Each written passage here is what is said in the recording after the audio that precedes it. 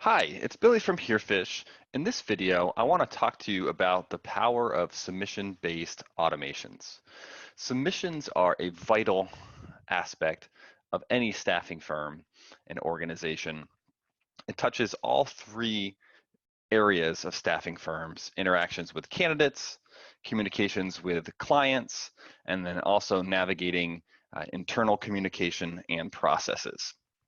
Herefish can help in a whole wide variety of ways. I want to demonstrate some of the best things that I've seen in submission-based automations. It's a great opportunity to differentiate your staffing firm from other staffing firms out there. I think one of the biggest kind of black eyes of the recruiting industry is kind of not letting candidates or clients know necessarily where things are in the process. From a candidate perspective, I think one of the biggest things that's often heard is I did something and then I never heard back. And submissions can be one of the biggest sources of that. A lot of it is natural. As a recruiter, you're typically going to chase the highest efficiency activities as far as dollars to earn your commission. So if a client wants to interview 3 or 4 candidates, your job is to try to line those interviews up as quickly as possible, coach those interviews up so you can make a placement or multiple placements. If you have 20 or 30 other individuals that you've submitted or talked to about the role, it can take a lot of time to try to notify each one individually or even just send them a message manually. So oftentimes individuals can slip through the cracks. So I want to demonstrate a few kind of capabilities here that Herefish can help allow for. And really, this is just a small taste of some of the automations that can be built. But as you'll see, even this small taste, there's a lot of power that can be involved. So we're going to jump right in it. And I'm going to jump kind of at the start of the submission process, and that's kind of trying to gather as many qualified individuals as possible. Trying to see if candidates are interested in the position. So this automation, what we can do is we can have a submission status trigger to send a message to the candidate to see if they're interested in the role or finding out additional information. Now, this message can be a text, this can be an email, so whatever kind of is preferential there. We can utilize merge tags in this process to personalize it with their name, the position title, and then asking the call to action, asking if they want to find out more information, with the please reply yes or no. And the please reply yes or no is going to be an important factor in a little bit because we are able to do some branching depending upon the responses there. But so this is a way that if you're running a great search in your ATS, if you have kind of a hot list or a tear sheet of individuals that are you think are around a good fit, you could just mass submit those individuals with this status, and it would kick off this outbound message to them to inquire if they're interested. So it's really a way you can amplify both kind of the efficiency and speed in which you're reaching out to candidates to see if they're interested, and you're keeping them in mind. Now, as I mentioned, what we're able to do with especially text message based communications, you could also do this with an email. For example, you could create yes and no buttons within an email and then have an activity based branching depending upon what somebody clicks. So that is also possible that way. But in this mechanism, we'll show you how to do it from a text response standpoint. So the trigger is going to be has activity, text response. We're going to select that text message that's going out in that submission auto message campaign. And here are our kind of dynamic words that we're searching for, keywords, so to speak, in the response to indicate that the candidate wants to find out more information.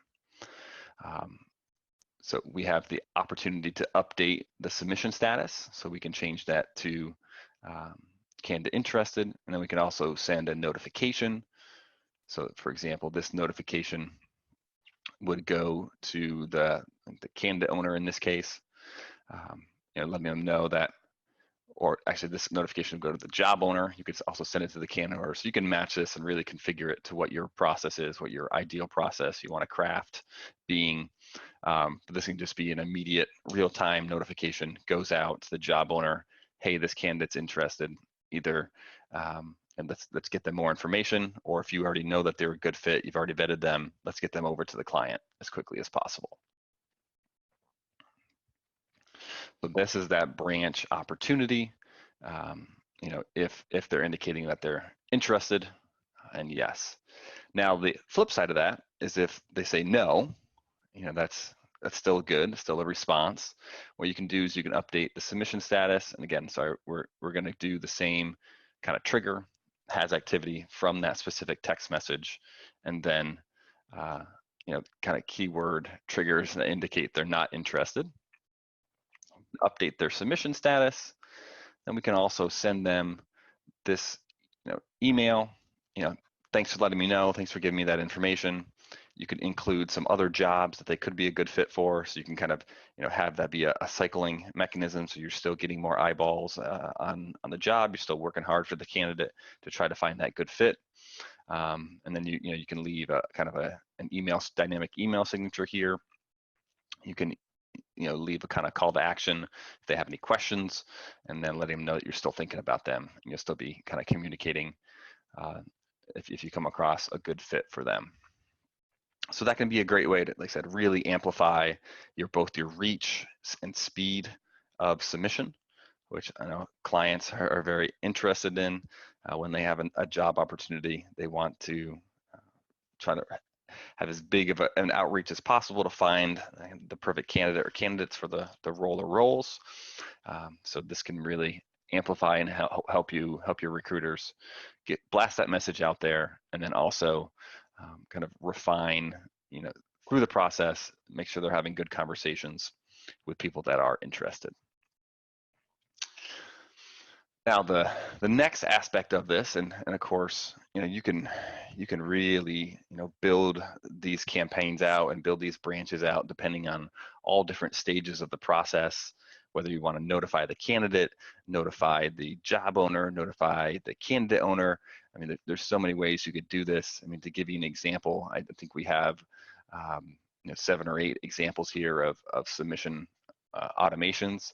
If I was running a staffing firm, I would probably at least have 50 to 60 different submission-based automation communications, pathing and branching, and kind of covering all aspects and becoming a safety net to ensure nobody slips through the cracks. So this list that's coming in is going to be individuals that we've sent out to the client. So here we can give them a real-time notification that we've, you know, sent them out for the position that we talked about. You can even include the client company name. I know sometimes in the submission process, you want to hide that. Sometimes you want to insert that there. So obviously that's up to your discretion. But this gets a real-time notification. This occurred. Hey, you know, we're going to give you updates each step of the way. Now, a really cool part of what you can do is so in this first aspect of this message, you're sending a communication to the candidate, letting them know, hey, we got your back. We're going to update you every step of the way. But if this status stays in the client sendout status, that's not a good thing. That means we haven't heard feedback from the client, or we haven't put the data in accurately if we did. But either way, it's not a good thing. So what we can also build into this automation is a wait step, so 1 week or 7 days. And then we could put a task, we could put a notification in, we could put all sorts of you know, different automated steps here. And this could go to the job owner, the candidate owner, just following up with that client contact to ensure we're getting feedback or the data entry is done correctly, so we can let the candidate know what's happening. And you might want to shorten this time period from a week to maybe 3 days, 4 days, whatever aligns with the expectations that you're setting up front. But this can be a really powerful mechanism where you can have some of that automated follow-up to ensure that you are kind of updating the candidates, you're inquiring about updates, you're ensuring that the process is going as smoothly as possible. So that's a really cool aspect, which of course you can apply to other stages in the submission process.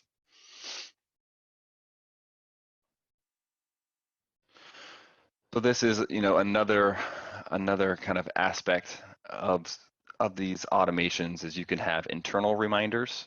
So this would be an example of that, where we have like a submission status that a candidate is interested. So that indicates, hey, this person's good to go. We want to send that over.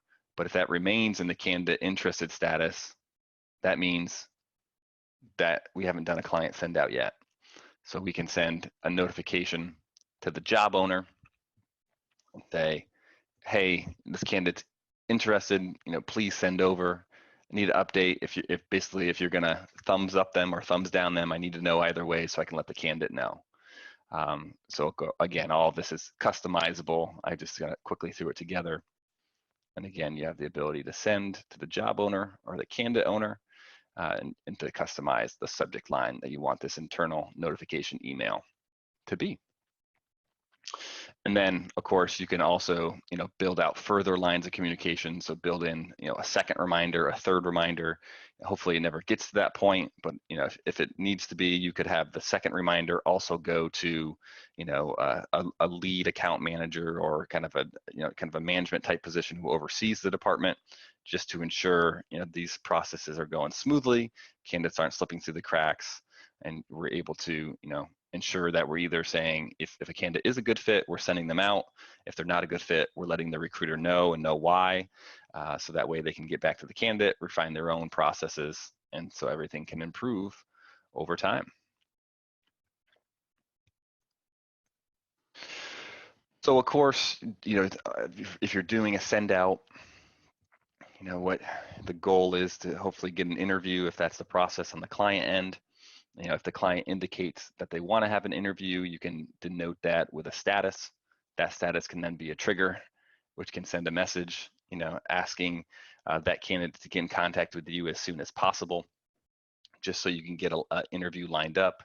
And again, this would be a great example of, being able to add, and this one you might even want to pounce on it even quicker. You could do a 3-hour wait, and then have another text message go out.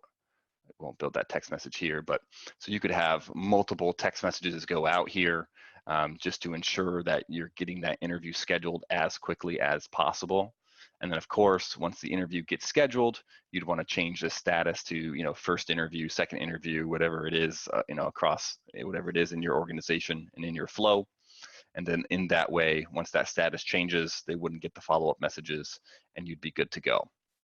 So a lot of power in these status-based triggers. I said you can do this for the whole flow of your submission process.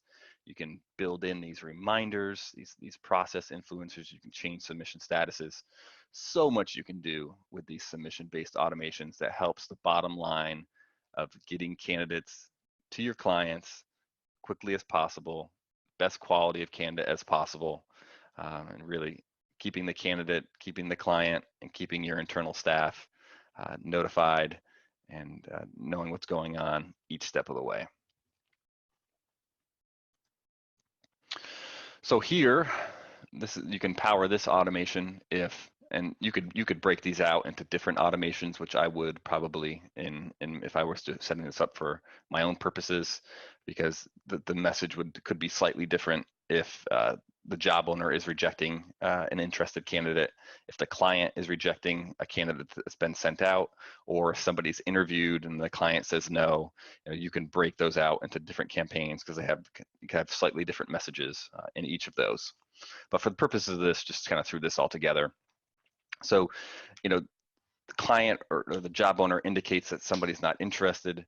Like I said, that's not typically the call that everybody's dying to get on, because you're trying to line up that placement in the individuals that are making it and progressing through the submission sales cycle. But this is a way that you can automatically notify the candidate, ensure that they know what's going on. So again, the communication here can just be letting them know, for one reason or another, they're not going to proceed with this particular job order. You can let them down softly with, here's some additional ones that could be of interest. Call me, reach out to me, let's talk about additional opportunities. That would be kind of the gist of this message that you could create. And then of course, you can also send, internal notification to the candidate owner, just letting them know, hey, the client said no, the job owner said no, that kind of thing. Of course, you could have some fun with some gifts if you wanted to, but just letting them know kind of what's happened, so they can, if the candidate reaches out, they can reach out to them manually if they like. So again, just make sure everybody in all three aspects of the submission process, candidate, client, internal employees, everyone knows what's going on. The last automation that I have set up is arguably the most important. So it's communicating to individuals that are somewhere along the process, that they haven't been rejected yet, they haven't made it to the finish line, becoming placed. We like to refer this to as the silver medalist kind of automation or campaign, but also, it can be bronze and farther on back as well. But we have this great criteria available where submission job is open. And then if you put is not yes, that means that the job has been closed. And then you can also use a criteria for submission job status. So if either, typically one or the other or both are utilized to indicate when a job is no longer available, or when it's closed down, or when it's become placed. So what you can do is, when that job closes and all of these people that are in these stages that indicate they haven't been rejected and they obviously haven't made it to the finish line, if the job closes and they remain there, you can notify all those candidates, send them a message that the position isn't available, the client went in another direction, chose another candidate, but you can kind of let them know what's going on, so they're not left wondering what happened. You can also let them down lighter by, again, adding in those kind of additional jobs that could be of interest to them, put information if you want to reach out, those types of things. But this way you can really clean up your process, ensure that candidates are all getting notified and making sure what's happening with their specific submissions. And as things close out, everyone is aware of where they stand. So that's just 8 examples of just some of the process flow from kind of start to finish that can be done with these submission-based automations. And this is just the candidate side of the equation. I mean, there's many things that can be done on the client contact side as well. Like I said earlier, if I was running a staffing firm, I would have at least 50 plus of these built, configured. So I have all things in place to ensure that all 3 parties knew exactly what was going on every step of the way. So I hope you enjoyed the video. Let me know if you have any questions. I'd be happy to help any way I can. Thanks.